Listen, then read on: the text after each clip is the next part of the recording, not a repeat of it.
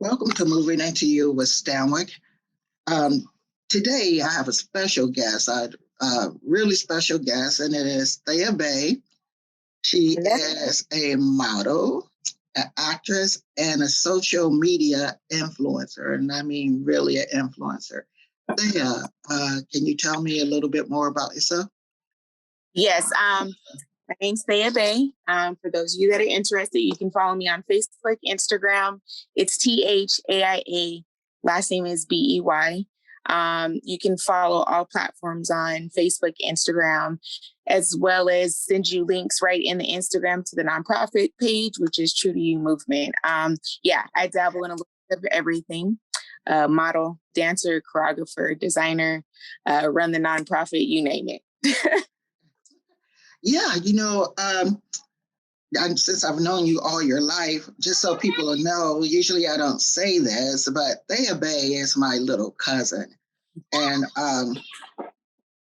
she's been in my life, all her life, rather. And we've had a lot of fun with her growing up. But that's my knowing this stuff.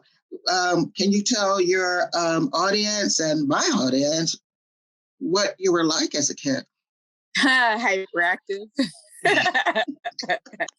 Never a dull moment. I remember this specific occasion with my dad. He had like this string guard on the wall, and I would run up and down the hallways and pluck the string guard, and I'd get popped every single time for it, but kept doing it. No child abuse going on there. Black play. They don't play. So were you more of a independent kid who did what you wanted to do? Did you make your own decisions, or did you just live by the rule? Hey, mama, daddy said this. I never lived by the rules. I was one of those kind of test the buttons, like you tell me no, and I'm like, okay, what happens if I do this though? And what would be the outcome of this? And then could I try this? And out of all people, because there's been many weekends I've been stuck with you for acting up. So there you go. Yeah. But you know what? That was all good times. It's completely all good times. Love you, cuz it's just a lot of fun. We did many things. Yes. I want to go into talking about not actually your social media per se, but what got you into your acting, your dancing, because you do a lot of dancing, even in your videos, and we'll get to that a little bit later. But what introduced you to your dancing? You can say me, but that might not be true.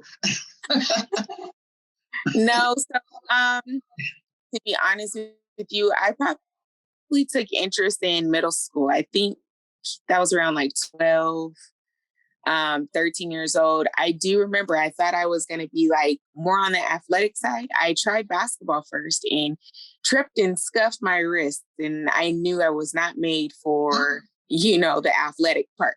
I didn't know that. I still have those pictures, I was stuck in that weird, boy girl stage. That's fine. But that was the day that I made up in my mind. I wasn't going to do hardcore sports, but then I was like, what do I do to still kind of be athletic? And so I looked at the cheerleaders and I was like, this can't be that hard, right? Right out, I got it right away.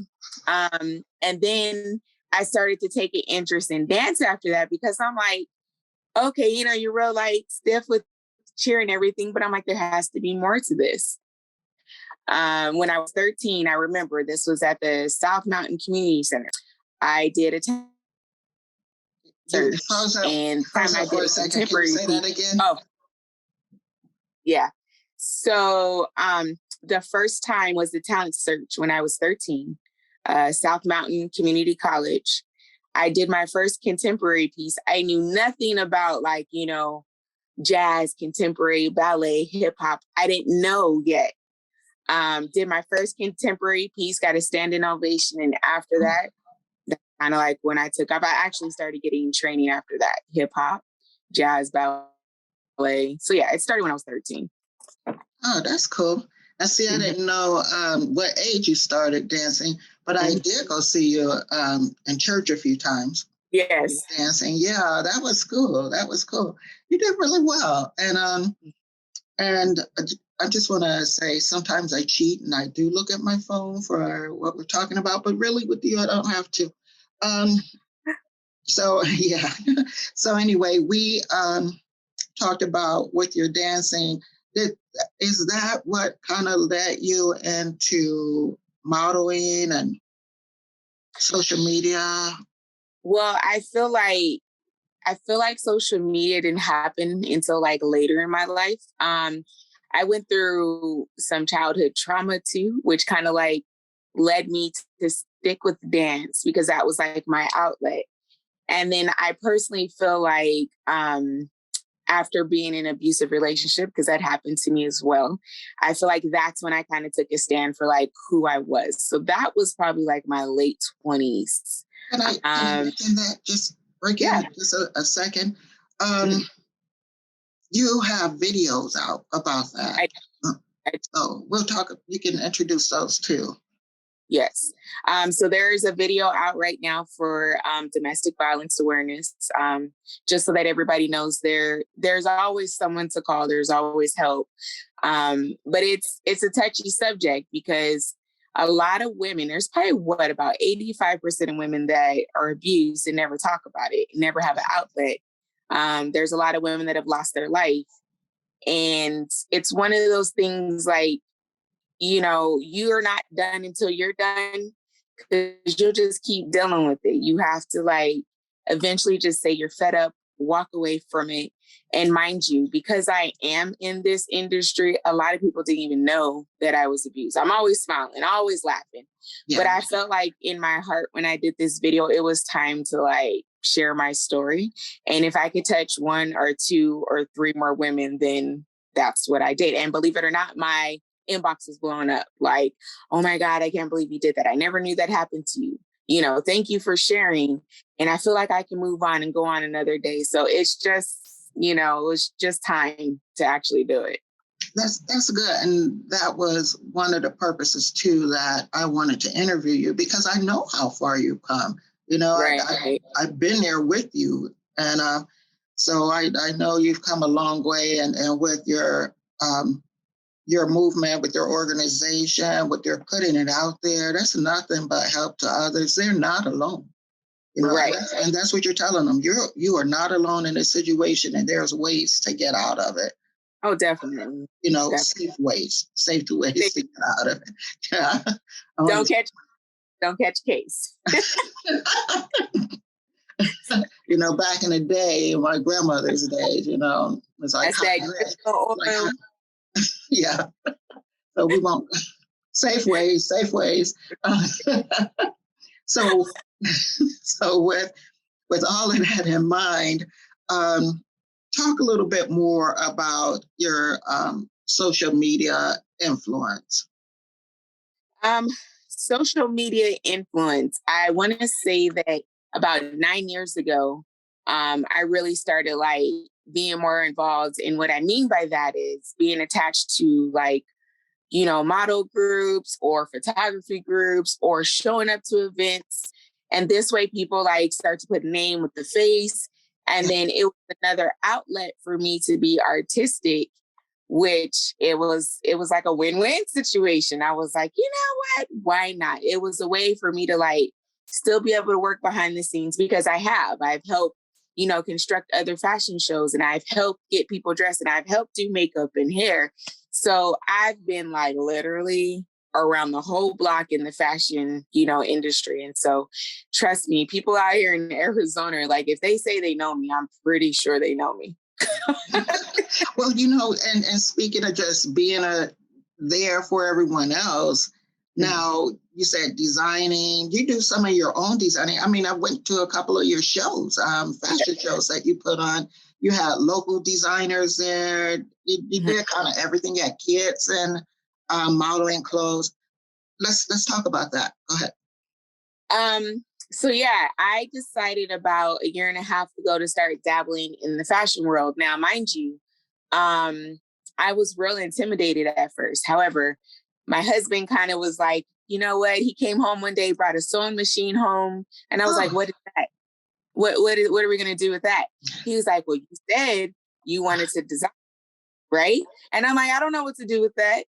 So anyway, we all went to YouTube college, and do you know the first night I gave up? Hubby stayed up 4 hours. We were up until like 2 o'clock in the morning trying to thread the machine, work our first fabric. I threw my hands up. I was like, I'm not doing this. I changed my mind. And what did he do? The next day was like, let's go. And eventually did my first piece. I did it on the kids, actually. It was a little rusty. The baby had a little saggy bottom on one of her pants, but it works. It works. Really little. Really little then. But I'm more about the reconstruction of clothes. And what I mean by that is I'll go to like a thrift store and I see potential in something. I'll literally tear it up and make it something else.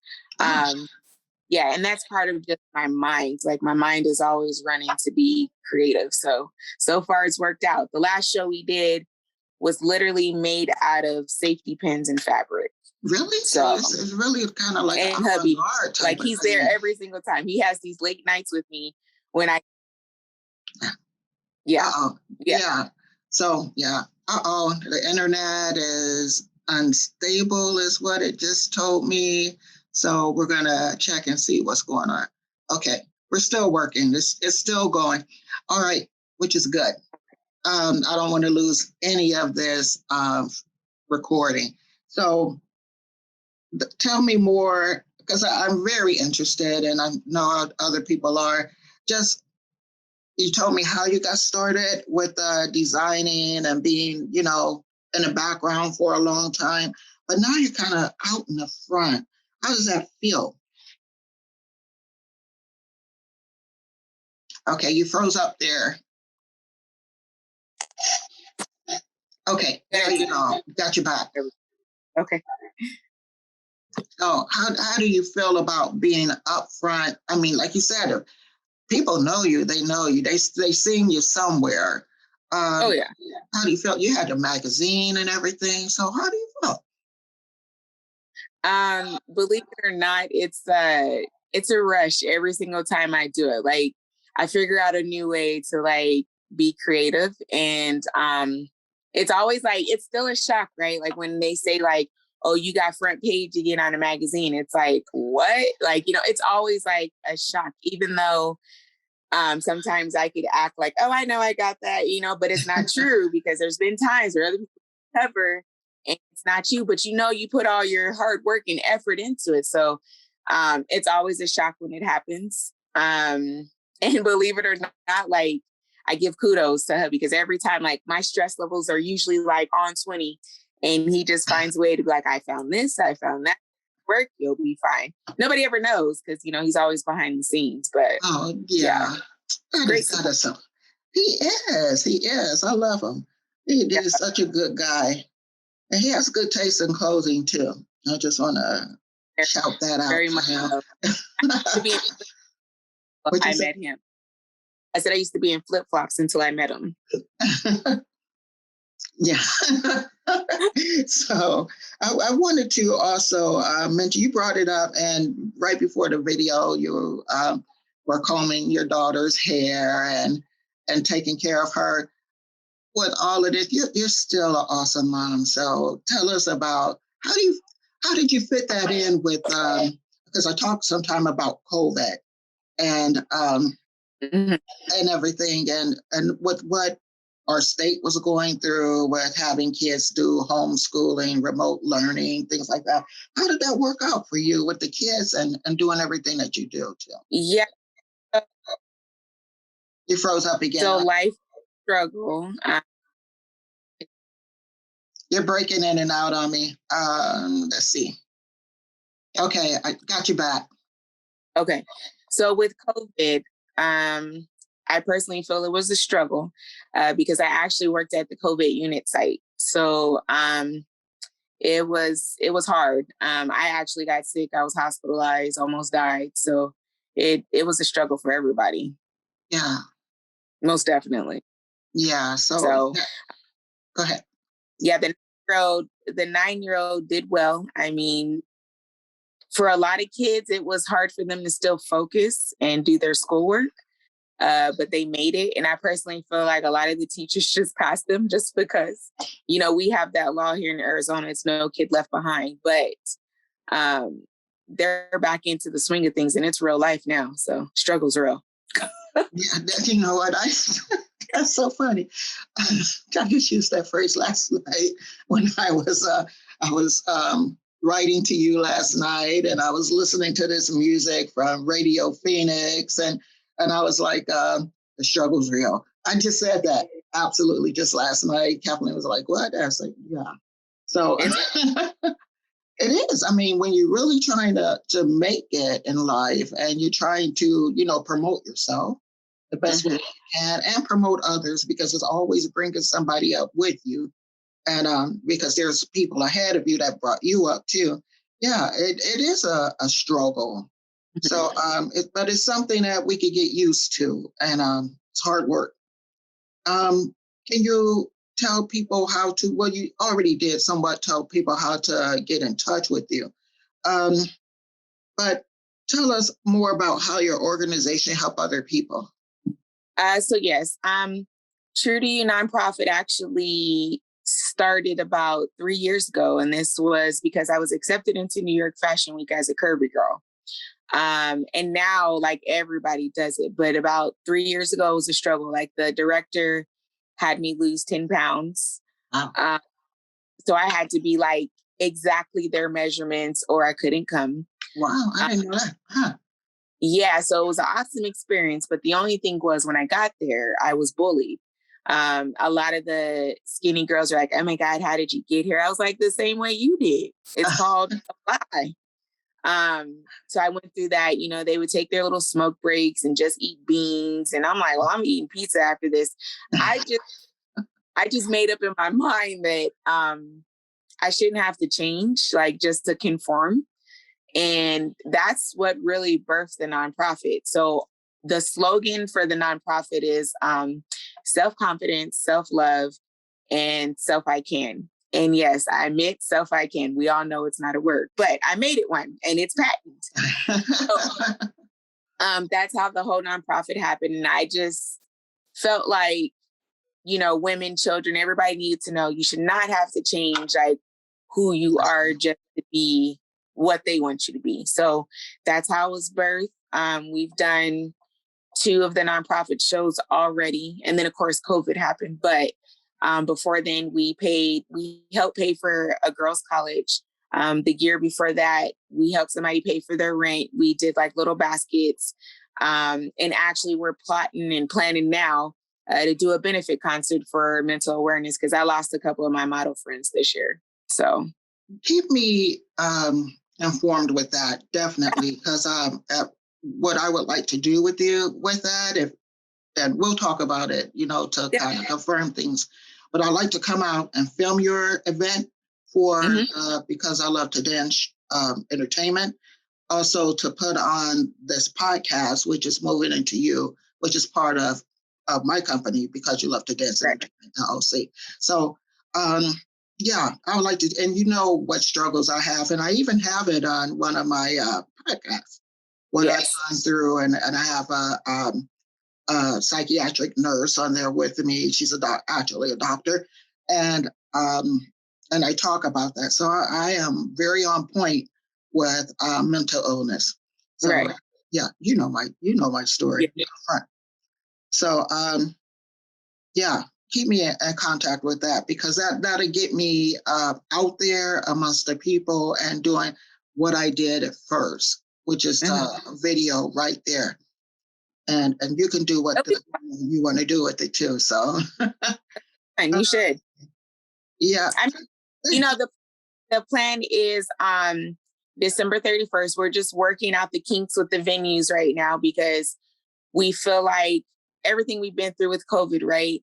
And a new jump start, everybody's coming, slowly back to normal. We feel like, why not celebrate, bring the new year in? But at the same time, we're not going to forget those that we also lost within these past couple of years too.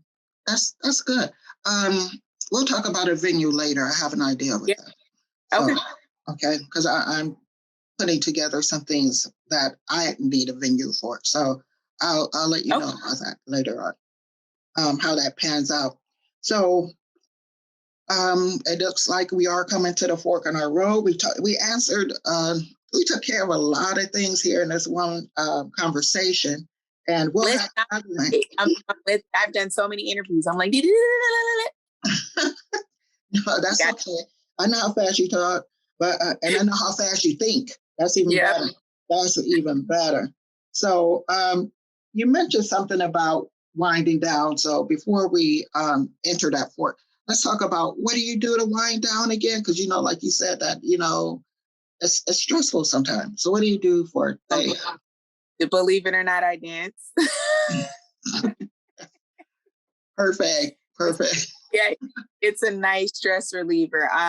Whether we go to a jazz spot or we do hip hop or we're being goofy around the house, like literally that's always been my go-to and will probably always be my go-to. I just dance it all out and I'm like, I feel great. Well, see, you know what? And that's part of I'm having my website rebuilt right now through Vistaprint.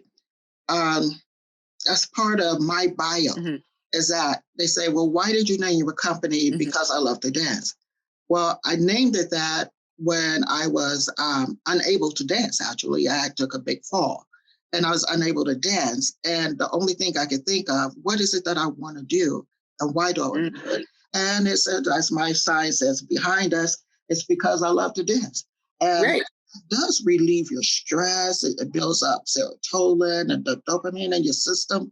And you just feel better, That's my breathing in and breathing out, So I can see where that's working for you, and I'm glad that it. So, that's our family anyway. We get into all kind of stuff. So it really is. It is, isn't it?